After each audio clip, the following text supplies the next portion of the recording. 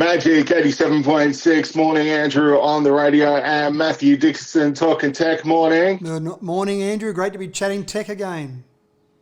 Always a pleasure to have you on, mate. Now, Google, they're out with a new Pixel, but there's a feature on it that still may not make you buy the phone, right? It might make you buy the phone.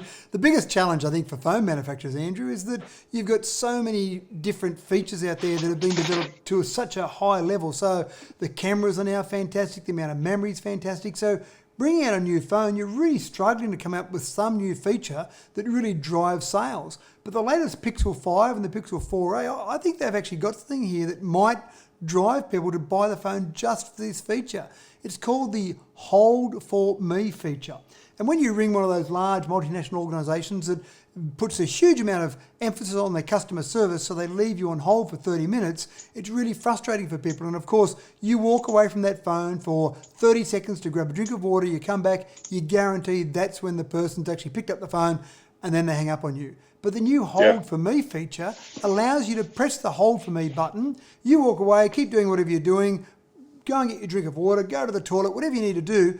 And when that person finally picks up the phone at the other end, the Google Assistant talks to them and says, I'll get the person back for you. They ring the phone and then you know that that's your phone call coming back. You pick up the phone, there's the person there. You haven't had to waste half an hour of your life waiting around for them to pick up the phone. So I think that's a huge feature. I mean, they've got great cameras, they've got a whole new bunch of features there, they're 5G as well, so they're a good new phone anyway, but that one feature alone I think will be something that people will go, I want the phone just for that.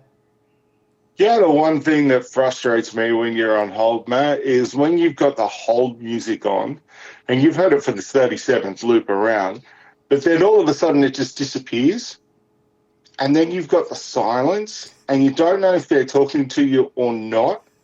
And then all of a sudden you start sitting there going, hello, is anyone there? And then you hear the loop come back. That is so frustrating. That just gives me the irrits.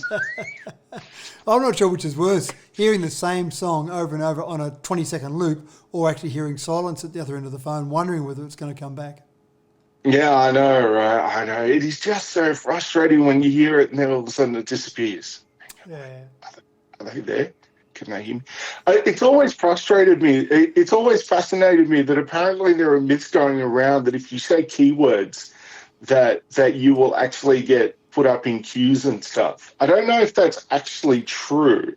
I think you hit the nail on the head, Andrew. I think myth is the right word to use for those. It sounds great, doesn't it? Have the magic word to bypass any on-hold system, but no, I don't think it works. No, okay. There you go. I'll have to take hurry up.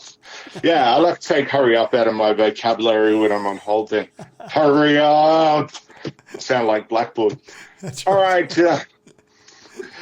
Now, a lot of people struggle with song titles. There are those songs that get stuck in your head, but now there's a really easy way that you can find out, right, Matt? Yeah, Spotify has got a feature where you can just type in some of the lyrics. So, and sometimes I find the name of a song has no relation to the actual song lyrics at all. So if you type in some of the lyrics, it will then bring you back some of the choices or all of the choices that have got those words in the lyrics of the song. So then you can pick out the song that you're after. And it's one of those things when you get that earworm, you get that little part of a song, a little part of the chorus stuck in your head going over and over and over, and then you think, oh, what is that song? I want to listen to the whole song, but I can't remember the name of it. So Spotify's now got that feature. Some people are saying they're catching up to Apple because Apple Music had that feature way back in 2018. So it's been around for a little while, but I think it's a fantastic feature just to let you type in some lyrics and then it'll do the work for you. Yeah, that'll come in handy with us. Because, in radio terms, Matt, they say people who listen to classic hits radio know every song, right? And that's what we are. We play classic hits here at Mudgee, but you have no idea how many people still come up to me and go, you played this song the other day and I don't know what it is. And that's exactly the problem. So you pull out your phone now and you go to Spotify and you say, what are those words in that song? And then that'll be the name of the song and the artist. Yeah, no, absolutely. It's an excellent feature, but go and grab it. Now, Bluetooth is everywhere. Now, do we really need it in a backpack?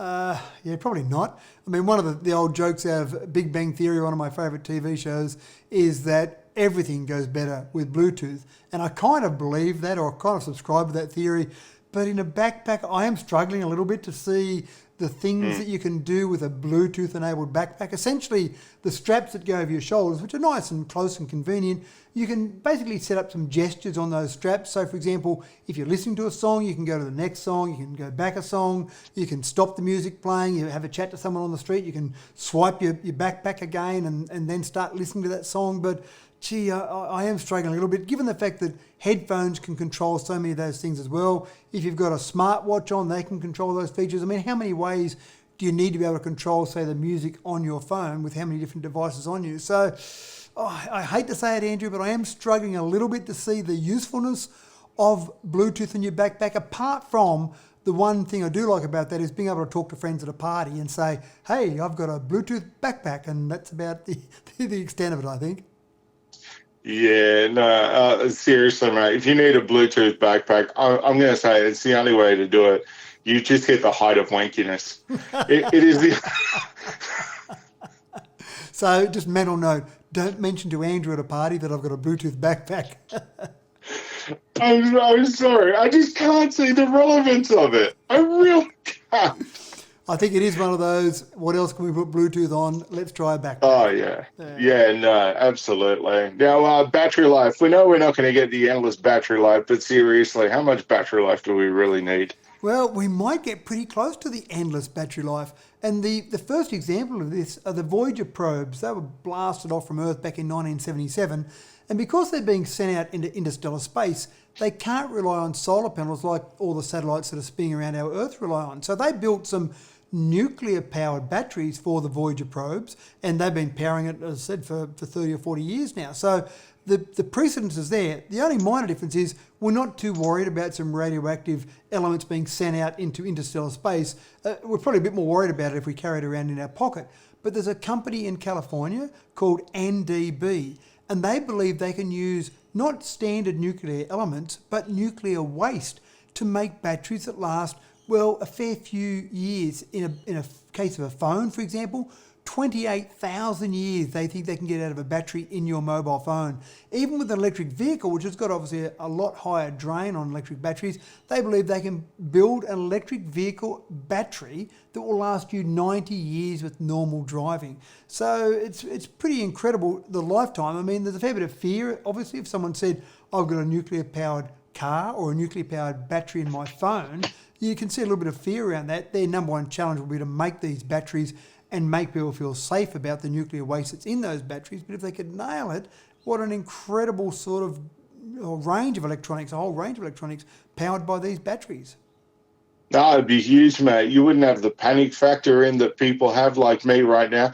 I'm making this phone call on 24% battery, and I reckon I'm flirting with danger right now. You start to get that range anxiety in your batteries on your phone around that 20%. I reckon people start to get a bit nervous. Yeah, I know, right? I know. I'm starting to hit there. So, therefore, we're going to have to maybe cut this conversation short. Yeah, nothing worse than halfway through a conversation and cutting off. Even worse when you're on the radio when you're doing it. Yeah, I know, right? I know. This one's been big in my social media feeds. Apple's suing a Canadian recycler. Look, Apple sometimes get a bit heavy with the legal teams, and some people say that they're so big, they get a bit arrogant and they start suing everyone. But in this case, I actually think they're quite justified. They put a lot of emphasis on their green credentials, with Apple talking about their recycling and the way their whole Apple campus is run, I think about 80% from the solar panels on the roof of that campus. So when they contract a company to recycle their various components, then they kind of expect the company to recycle them.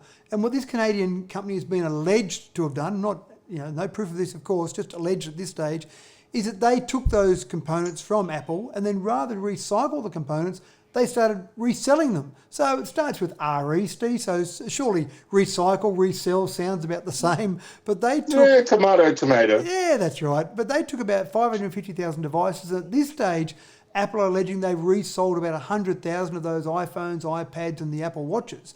One of the things that they weren't real smart about was that Apple has an activation process. So anything that's got an IMEI, which is a serial number, that connects to a mobile phone network, activates through the Apple network. And so Apple were alerted to these devices being reused on the network. And when they checked their database and said, these are ones that we've sent off for recycling and now they're being used in the network, that's when they started looking at what's going on.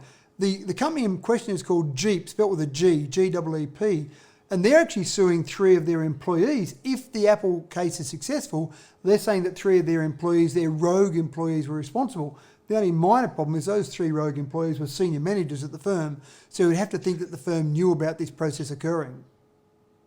Oh, absolutely. Here, man. I'm sorry. I'm gonna say that. Oh no, I'm not gonna do the typical wog joke here, man. Have I got a deal for you?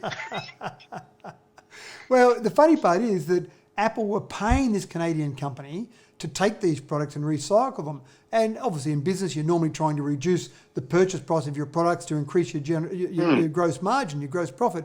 But in this scenario, their initial purchase price was in the negative. So everything they sold it for was pure profit plus the amount they were being paid by Apple to recycle them. So pretty good business model if you can get away with it. But in this case, they may not get away with it. 3 senior management employees now seen wearing new trench coats. Yeah, that's right, with nice little arrows on them. Yeah, that's it.